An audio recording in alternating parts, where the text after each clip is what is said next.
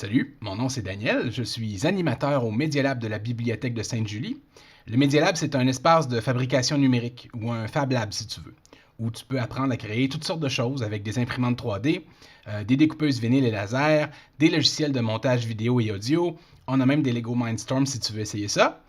Puis en plus, c'est gratuit si tu es citoyen de la ville de Sainte-Julie. Tu as juste à passer à la bibliothèque et je vais te montrer tout ça. Faut surtout pas être gêné. Si tu écoutes le vidéo, cependant, c'est parce que tu vas apprendre à programmer avec Scratch. Alors, si c'est le cas, je te rassure tout de suite, t'écoutes le bon vidéo. C'est le premier vidéo, en fait, d'une série où on va apprendre ensemble à coder des petits jeux sur un site gratuit qui s'appelle Scratch. Tu connais probablement déjà, c'est probablement d'ailleurs pour ça que tu es ici. Et puis, parce qu'il faut commencer à quelque part, eh bien, dans cette vidéo, je vais t'apprendre à aller sur Scratch et comment naviguer dans l'interface. Bref, je vais te montrer où sont les boutons et les icônes que tu vas avoir de besoin. Puis après ça, on va parler un peu aussi de la logique derrière la programmation. Quand tu vas avoir terminé d'écouter la vidéo, tu devrais être capable de retrouver tout ce que tu as besoin pour faire le premier petit programme qu'on va voir dans cette vidéo-là ici, qui est tout court. Et aussi, tu vas être capable de commencer le programme dans la deuxième vidéo qui va être mise en ligne un petit peu plus tard. Alors, je commence tout de suite. Moi, j'utilise un ordinateur pour aller sur Scratch, mais tu peux utiliser une tablette aussi si tu veux, ça va très bien fonctionner. Donc, pour trouver Scratch, tu as juste besoin d'aller dans ton navigateur et taper Scratch. Le premier lien, si tu cliques dessus, tu vas arriver à la page où je suis actuellement. Ça pourrait être en anglais peut-être sur ton navigateur, c'est pas bien grave parce que je vais te montrer comment mettre en français dans 2 petites secondes. Je te conseille de te créer un compte gratuit aussi. Ça va te permettre de sauvegarder tes programmes à mesure que tu vas les faire. Mais ce n'est pas nécessaire si tu veux juste faire du code, si tu veux juste programmer. Je ne vais pas te montrer comment faire pour créer un compte dans cette vidéo-là. Tu peux demander, si tu as de la difficulté, tu peux demander à quelqu'un de ta famille, par exemple, de t'aider. Mais juste pour te dire, pour que tu saches, c'est en cliquant ici sur Rejoindre Scratch ou Join Scratch si tu as une interface en anglais. Et en cliquant sur Rejoindre Scratch, tu vas pouvoir créer ton compte. Donc, on commence. La première étape, tu vas cliquer sur Créer ou Create en anglais, qui est juste ici. Et tu vas tomber, en suivant ce lien-là, sur la page qui est ici. Il y a un petit tutoriel qui est apparu ici. Je te conseille de l'écouter. Tu vas apprendre des choses intéressantes, mais tu n'es pas obligé. Sinon, le petit tutoriel, tu peux simplement le fermer en cliquant sur le X ici, fermer. Et voilà. Donc, si ton Scratch est en anglais, tout ce que tu as à faire pour le mettre en français, c'est de cliquer ici en haut, où il y a le genre de petite planète, et tu vas choisir français dans le menu, comme ça ici. Et ton interface va, à partir de ce moment-là, être complètement en français. Alors, je te présente Scratch, pas le site web, non, le personnage que tu vois ici dans la fenêtre de jeu. Ce personnage-là, c'est le héros de ton jeu, si tu veux, un peu comme Mario sur le Nintendo. Le terme que je vais utiliser pour en parler, c'est sprite. Un sprite, c'est un objet qu'on va programmer pour lui faire toutes sortes de choses. On pourrait le programmer pour déplacer, pour qu'il se déplace à l'écran ou encore pour qu'il saute. Tu peux effacer le sprite de Scratch si tu veux ne pas l'avoir, par exemple, en cliquant ici sur la poubelle, qui est juste ici. Voilà, Scratch est disparu. Et si tu veux remplacer Scratch, en mettre un nouveau, tu prends ton curseur, tu le laisses sur l'icône qui est ici et tu cliques sur la loupe. Et ça te permet de choisir ton sprite. Comme tu vois, il y en a plusieurs que tu peux choisir avec la barre défilante que tu vois ici à ta droite, comme ça ici. Tu peux aussi y aller par catégorie animaux, gens, etc. Ou tu peux faire une petite recherche en cliquant dans la boîte de recherche, mais c'est en anglais, les personnages sont en anglais. Donc si tu cherches un chat comme Scratch, eh bien tu dois écrire cat. Et là, tu vas voir tous les chats que tu peux utiliser pour ta programmation. Et si tu cliques dessus, tu vas voir par exemple qu'il va apparaître maintenant dans ta fenêtre de jeu. Et pour le déplacer dans la fenêtre de jeu, tu cliques, tu tiens le bouton pesé, tu maintiens le bouton pesé, tu le déplaces, tu le glisses, cliquer et glisser. Et tu peux le positionner comme ça n'importe où dans ta fenêtre de jeu. Si tu veux essayer de mettre toutes sortes de personnages, toutes sortes de sprites, tu peux bien le faire si tu veux, il n'y a pas de problème. Je te conseille de mettre la vidéo sur pause. tu t'amuses, puis quand tu as mis toutes sortes de personnages, tu reviens, tu continues le vidéo. Mais je te conseille cependant de remettre Scratch quand tu vas avoir terminé pour pouvoir continuer le programme avec moi. OK, maintenant je te montre comment mettre un arrière-plan ou une scène si tu veux. C'est un petit peu comme au théâtre. Si tu veux que ton personnage soit entouré, soit dans un décor, ça va être beaucoup plus beau. Et c'est le même principe dans le fond. Tu prends ton curseur, tu l'amènes au-dessus du bouton qui est ici, arrière-plan, et tu cliques sur la loupe. Et tu vas avoir ici aussi la possibilité de choisir plusieurs arrière-plans. Tu cliques sur celui que tu veux ou tu peux, comme tout à l'heure, y aller par catégorie. Moi, je vais choisir Blue Sky, tiens, voilà.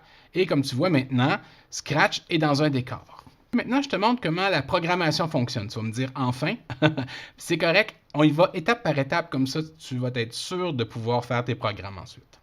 Donc, tu as la fenêtre des blocs ici qui est à gauche, la fenêtre des catégories de blocs et la fenêtre des blocs. Il y a plusieurs catégories de blocs ou des ordres, si tu veux. Parce que les blocs, ce sont des ordres que tu donnes à ton ordinateur. Donc, il y a plusieurs catégories, comme je te disais. Il y a des blocs sur le mouvement qui te permettent de déplacer ton sprite. On se rappelle que le sprite, ça va être comme ton personnage, si tu veux, dans ce cas-ci. Ça lui permettrait de se déplacer, d'aller à gauche, d'aller à droite, etc. Mais la première catégorie que je te montre, c'est la catégorie événement, qui est ici, qui est l'espèce de jaune orangé. Je te pose une question. Qu'est-ce que c'est qu'un événement? Est-ce que tu sais ce que c'est? Un événement, tu as probablement pensé que c'est quelque chose qui arrive. Par exemple, le premier bloc ici en haut, qui s'appelle « Quand le drapeau est cliqué », si je le prends, je le glisse et je le mets dans mon espace de programme, comme ça ici, c'est cette fenêtre-là où je viens de glisser mon bloc, c'est la fenêtre de programmation. Donc, on se rappelle, là, juste pour aller rapidement, on a ici à droite la fenêtre de jeu. On a ici à gauche la fenêtre des types de blocs. Ici, on a la fenêtre des blocs. Et ici, au centre, on a la fenêtre de programmation. Donc, la fenêtre de programmation, c'est là où tu vas venir programmer ton logiciel. C'est là où tu vas déposer les blocs. Et c'est ces blocs-là qui vont constituer ton programme. Donc, maintenant que tu as mis un bloc ou un ordre, si tu veux, ce bloc-là, c'est un bloc événement. On se rappelle, un événement, c'est quand il se passe quelque chose. Ce que ça lui dit de faire, ça lui dit d'attendre que cette chose-là arrive. Donc, cet événement qu'on a mis, c'est il va faire quelque chose quand le drapeau est cliqué. Je ne sais pas si tu as remarqué, mais au-dessus de la fenêtre de jeu, juste ici, il y a un drapeau et un stop.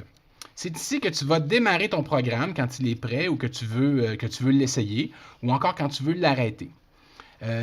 Alors que le bloc événement qu'on vient de mettre, ça dit que quand il va se passer quelque chose, pour qu'il se passe quelque chose, pardonne-moi, je recommence, ça dit que il va se passer quelque chose quand tu vas cliquer sur le drapeau vert. C'est ça que ça dit. Attends un événement et cet événement-là, c'est quand le drapeau est cliqué. Il faut lui dire quoi faire, sinon il va attendre pour toujours. Si tu cliques ici, il ne se passe rien. Comme tu vois, il ne s'est rien passé. D'ailleurs, je vais remettre mon Scratch juste ici au sol, à la place de voler. Ça va être plus beau. Donc, il faut que tu lui dises quoi faire. Lui, il attend que le drapeau soit cliqué. Il pourra attendre pour toujours. Et c'est là qu'on va venir ajouter un deuxième bloc, ou, si tu veux, un deuxième ordre. C'est un bloc de la catégorie des apparences. La catégorie des apparences, ça sert à changer ce à quoi ton sprite a l'air. Si tu veux le montrer ou le cacher, si tu veux qu'il ait l'air fâché ou content, si tu veux qu'il dise quelque chose. Alors, le deuxième bloc que je vais mettre, ça va être dire bonjour, qui est juste ici, comme ça. Alors, si tu comprends bien ce que je viens de faire, tu comprends que le sprite, le chat Scratch ici, il attend un événement. Et cet événement-là, c'est quand le drapeau est cliqué. Donc, quand le drapeau est cliqué, qu'est-ce qu'il va faire? Ben, il attend quoi au juste? Il attend que tu cliques sur le drapeau, puis il fait quoi? Il va te dire bonjour. Maintenant, pour que ça fonctionne, tu ne peux pas mettre le bloc n'importe où. Tu vois que le bloc, il vient s'emboîter comme ça. Hein? On le voit, si on le lâche proche, il va venir s'emboîter. C'est seulement quand il est emboîté qu'il va fonctionner. OK? Donc, qu'est-ce que tu penses qui va arriver si maintenant, je clique sur le drapeau? Bonne question, tu penses? Eh bien, je clique sur le drapeau et regarde ce que Scratch fait. Scratch, il dit « Bonjour ». Pourquoi? Parce que le premier bloc disait « Attends qu'il se passe un événement ». Cet événement-là, c'est quand le drapeau est cliqué. C'est ce qu'on a fait. Et ensuite, il est allé dire bonjour. Ça paraît pas, mais c'est un programme ce qu'on vient de faire. On a programmé Scratch à dire bonjour quand on clique sur le drapeau. Donc, dans la deuxième vidéo, je vais te montrer comment faire un petit programme bien cool. Pas mal plus le fun que celui-là, mais celui-là, on s'entend, c'était très simple parce que je voulais te montrer la base. Et la prochaine fois, on va faire un vrai programme où est-ce que le chat, il va nous poser des questions, tu vas voir. Maintenant, c'est la fin de la vidéo et à la fin de chaque vidéo, je vais toujours mettre un petit défi pour toi. Je te montre un programme dans la fenêtre des programmes et je vais te demander si tu penses que tu es capable de faire pareil, sans avoir vu mon code. Et la réponse, tu vas la trouver à la toute fin de la vidéo, après les crédits. Alors, regarde attentivement.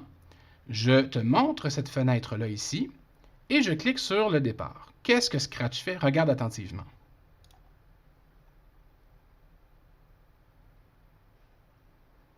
Et c'est ce qui s'est passé.